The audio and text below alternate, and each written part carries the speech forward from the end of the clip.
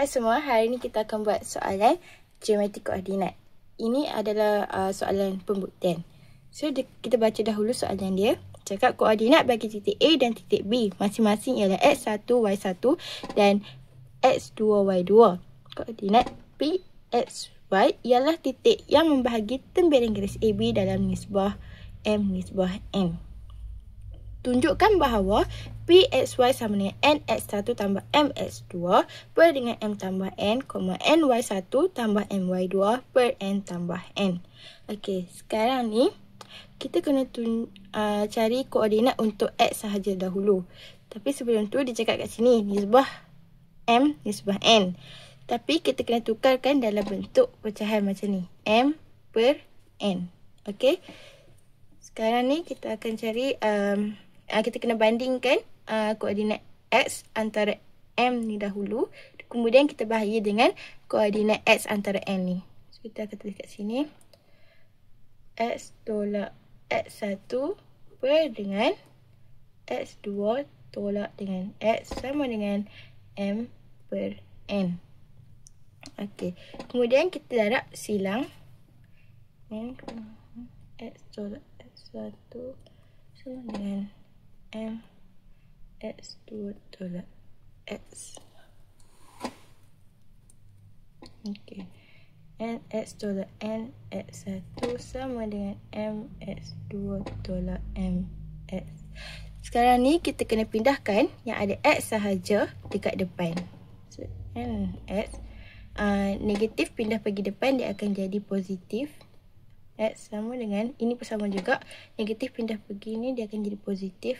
N X1 tambah M X2. Sekarang ni kita nampakkan dekat sini X dia sama. So kita akan faktorkan X ni, dia akan jadi macam ni. So dalam kurungan ni M tambah N sama dengan N X1 tambah M X2. Okay. Sekarang ni kita nak yang X sahaja. Kita nak X sahaja. So kita tulis kat sini X. Yang ni pindah pergi belakang dia akan bahagi. Dia akan jadi bahagi. Dia akan duduk bawah. Sama dengan N X1 tambah M X2 per dengan M tambah N. Okey.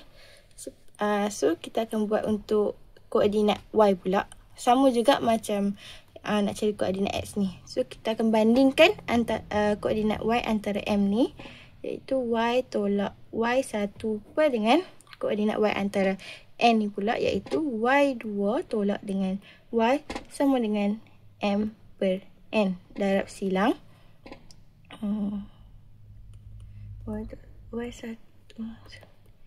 M Y2 Y tolak N Y1 M Y2 tolak M Y. Kita pindahkan yang ada Y sahaja dekat depan. N Y tambah M Y sama dengan NY1 tambah MY2. Kita fakturkan kita fakturkan Y ni. So dia akan jadi macam ni. Y M tambah N sama dengan NY1 tambah MY2. Sekarang ni kita nak Y sahaja. So yang ni dia akan pindah pergi belakang. So dia akan jadi bahagi sebab kat depan ni kan dia darab N. So NY1 tambah M2 per dengan M tambah N. Okey, kita dah dapat untuk koordinat X dan koordinat Y. So kita salin balik yang dekat atas ni. P X Y sama dengan, kita salin koordinat X dia iaitu NX1 tambah M X2 per dengan M tambah N. Koordinat Y iaitu NY1 tambah M Y2 per M tambah N. Okey, so sama dengan dekat atas. Kita tulis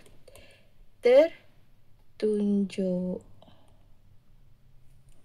Siap, itu sahaja daripada saya.